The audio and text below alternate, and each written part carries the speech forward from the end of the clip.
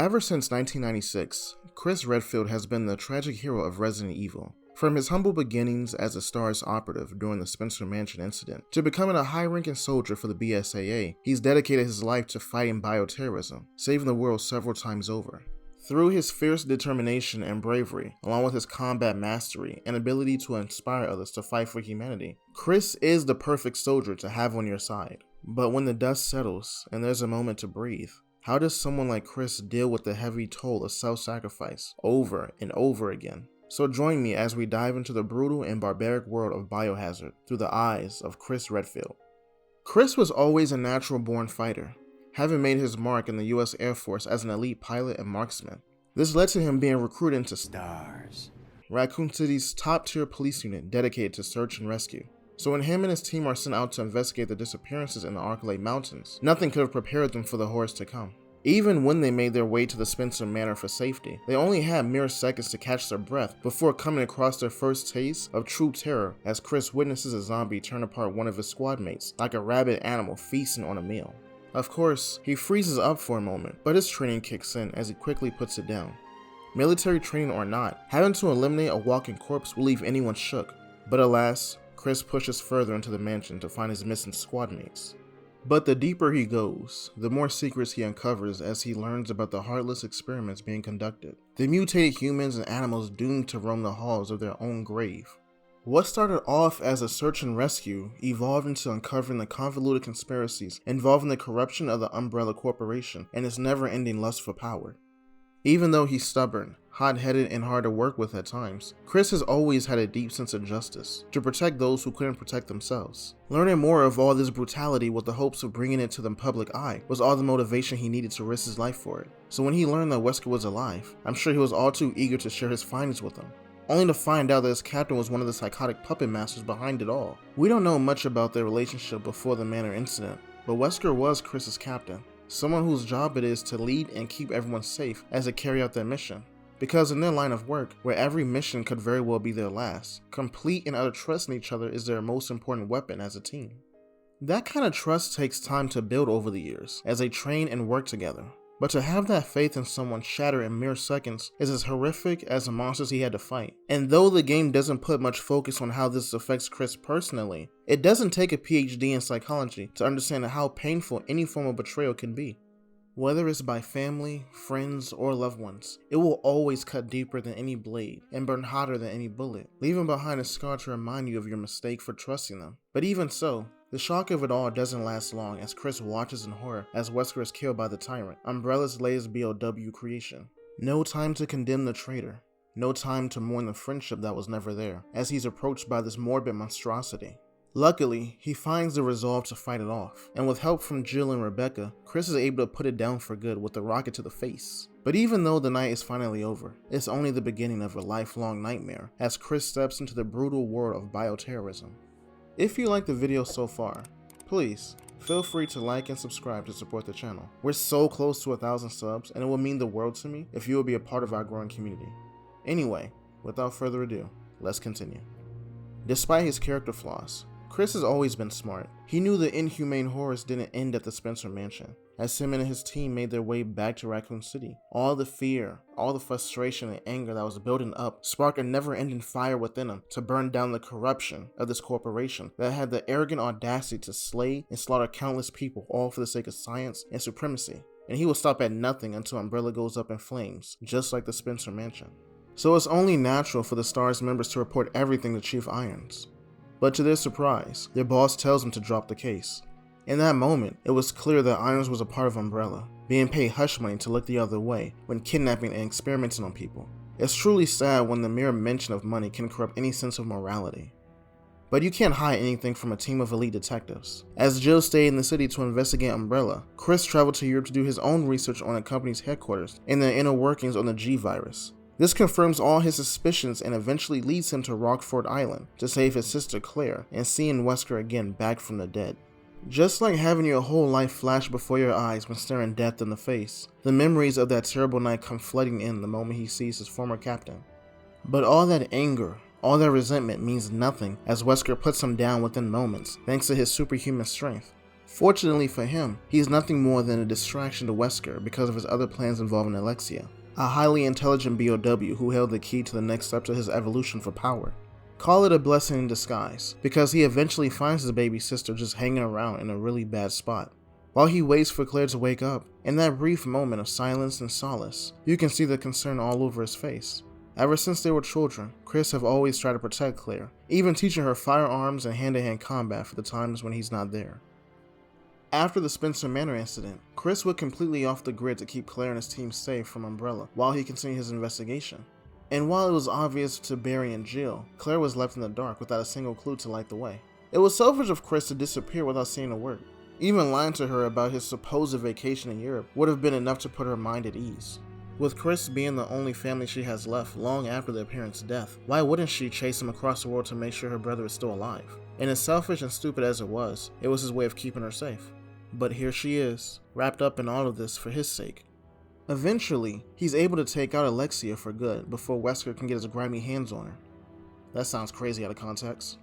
And so, with the bigger threat eliminated, there's only one thing left to do: confronting his former captain and giving him some form of closure for all their fallen comrades. You get out of here, Claire. But what about? As a surviving member of STARS, I have to finish this. Remember your promise.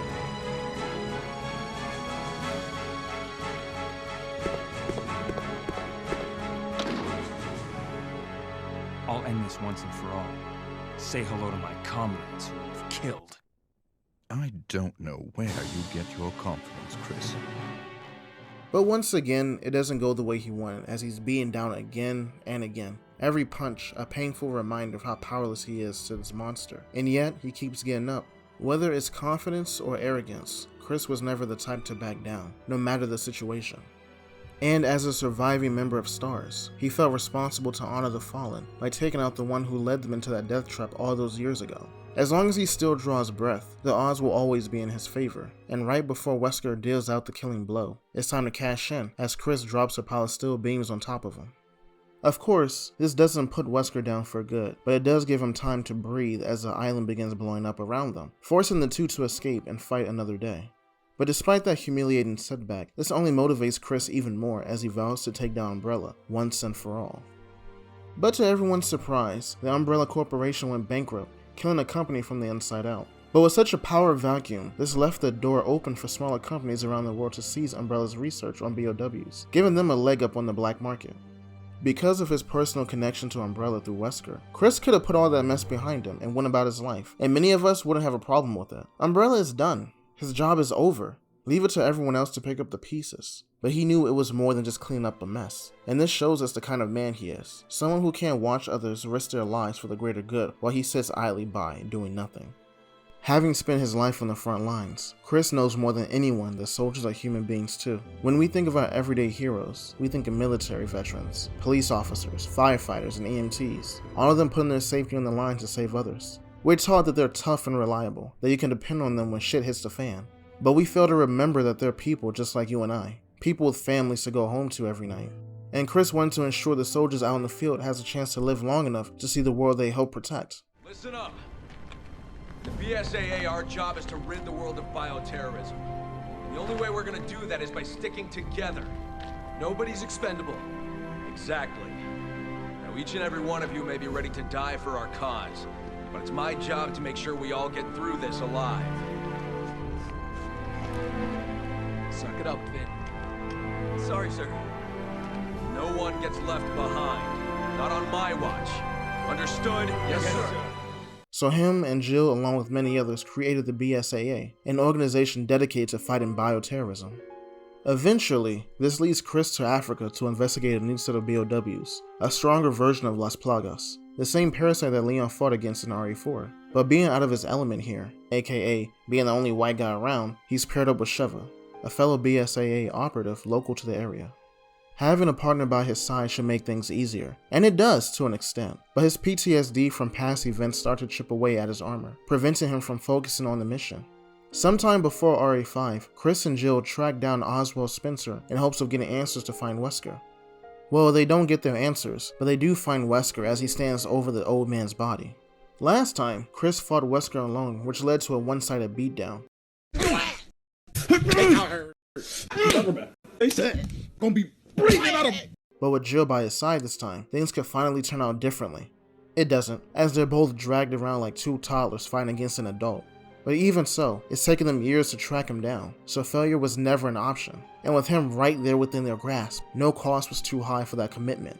And as Wesker prepares to once again take out Chris, Jill, in that moment of determination and desperation, sacrifices herself to kill Wesker, plunging both of them to their death, and willing to pay the price so her friend could live. Her way of returning the favor for saving her at the Spencer Mansion all those years ago.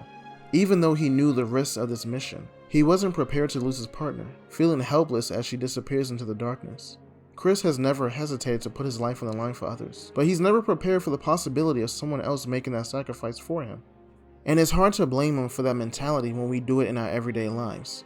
Even though we can be quite selfish at times, as human beings, we're willing to struggle and suffer in silence if it means we can spare our loved ones a similar fate.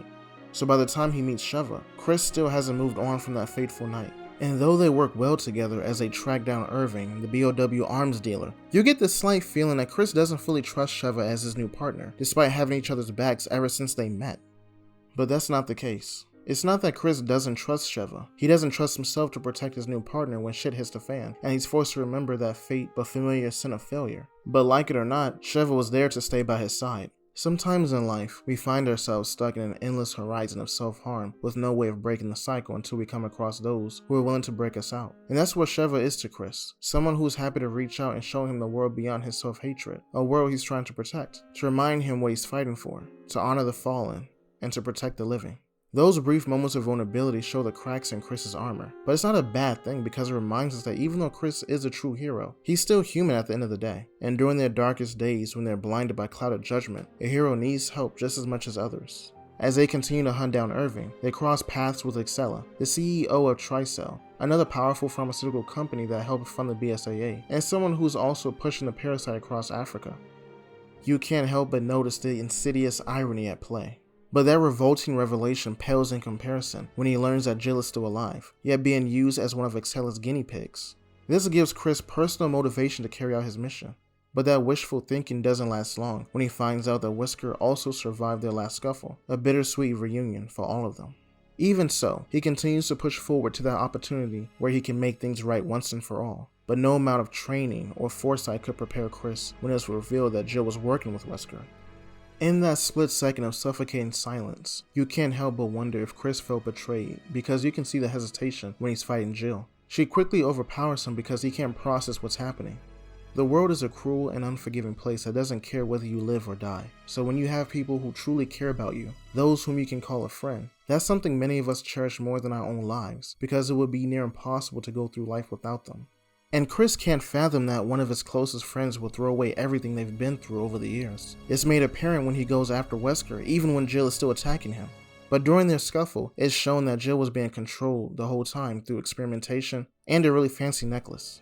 As Wesker leaves to finalize his plans for world domination, Chris and Sheva get the chance to break Jill out of her mind control. Ironically, the moment Chris finds out that Jill was forced to do this, he's more than willing for him and Sheva to knock some sense into her.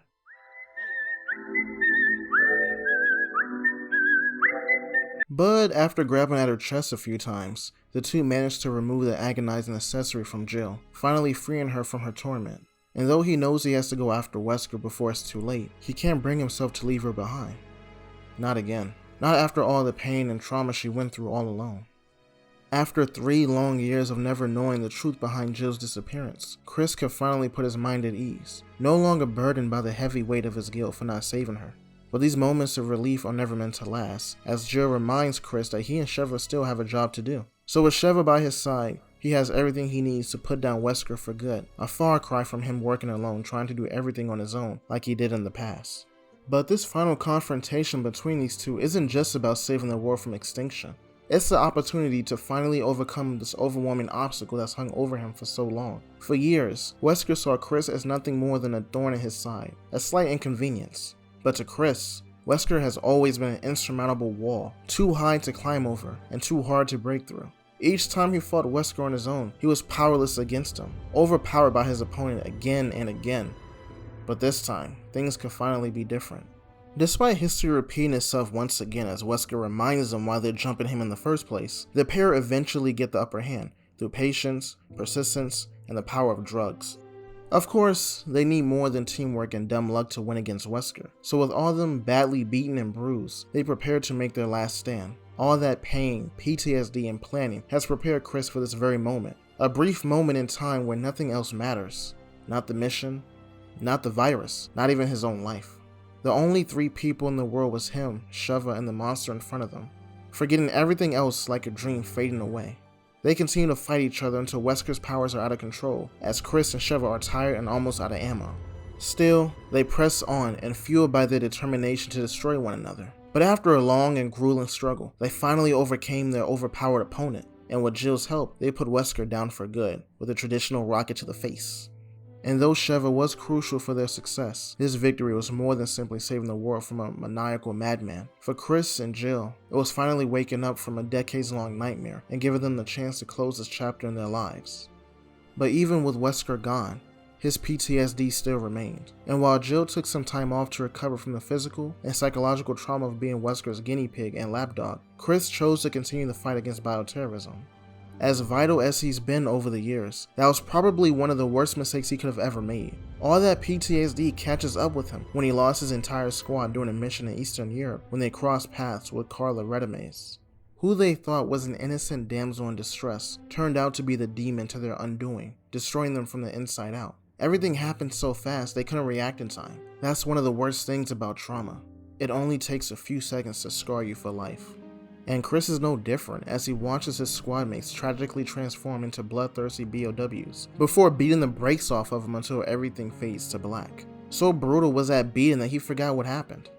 And even though he had amnesia, the horrors of that day still haunted him months later as he tried to drown out his despair and depression at the bottom of a liquor bottle.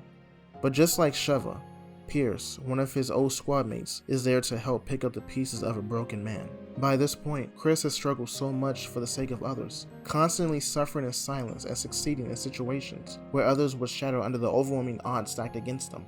He's already done more than enough and owes the world nothing. But no matter what he's dealing with internally, he can't seem to break away from this never-ending cycle of conflict. Perhaps it gives him a sense of purpose when on the front lines, or perhaps he only feels truly alive when he's moments away from death. Chris himself couldn't answer that question. Even so, it doesn't take much to convince him to jump back into the fight, especially when he gets the opportunity to get revenge on Carla. But that pursuit for payback clouds his judgment, which allows Carla to outsmart him every time they cross paths, much to Pierce's disappointment. The great Chris Redfield being toyed with like a toddler on the verge of a temper tantrum. He hasn't struggled this hard against an adversary since Wesker. After witnessing more of his men die while tracking her down, Carla continues to vehemently vilify his failure to save his old squad, implying that the only way to kill her was to be on his team. Sooner or later, Pierce reminds Chris that all those men died not because of him, but because they believed in him. Those same men who would follow him into the horrors of hell if it meant saving the world they swore to protect. These soldiers knew what they signed up for. And just like losing Jill all those years ago, Chris still struggles with the fact that any one of them may very well pay the ultimate price for the sake of the mission. His inability to accept that terrible truth may have something to do with his history with his former captain. Where Wesker intentionally led his team to their untimely death, Chris does everything he can to make sure his squad makes it back home. It's made apparent when he refuses to leave anyone behind, and carries a heavy burden of guilt when that's no longer an option. But even so, despite his shortcomings, Pierce is still willing to help him hunt down Carla, as long as Chris remembered what they're fighting for, to honor the fallen while protecting the living.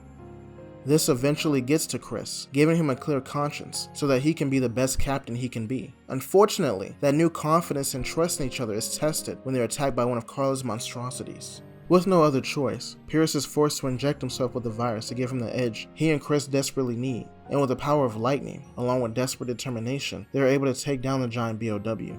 Yet, their victory comes at a steep cost, a price Pierce is willing to pay in order to save his comrade. And once again, Chris is forced to watch another soldier die under his command, but that's the kind of man he is, someone whose actions and commitment inspires others to give it their all for the greater good. Over the years, Chris has led the foundation for soldiers to fight on the front lines, who swore to secure a better future for those who cannot. And while his colleagues may not be as talented or experienced as he is, they still strive to reach the same standard. No matter how much they struggle, no matter how much they suffer, working with him gives them the inner strength to endure and succeed. But even with all that talent and all that experience, it doesn't help him prevent the deaths of his comrades, carrying with him the faith of the fallen as he continues to fight for a better future. That's why Chris Redfield is Resident Evil's tragic hero, someone who traverses through the horrors of hell and succeeds for the sake of others. This video took a long time to make, but I always find it fascinating of just how much video games resonate with our everyday lives. But what do you think? Is Chris truly a tragic hero, or even the face of Resident Evil? And if he's not, then which characters do you think are? And are there any other characters or games you'd like me to cover? Please feel free to let me know in the comment section. I'm always open to new ideas. And if you enjoyed this video, please feel free to like, subscribe, turn on notifications, and join the conversation. We're so close to 1,000 subs, and it would mean the world to me if you would join our growing community. But as always, thank you so much for watching, and I'll see you in the next video. Take care.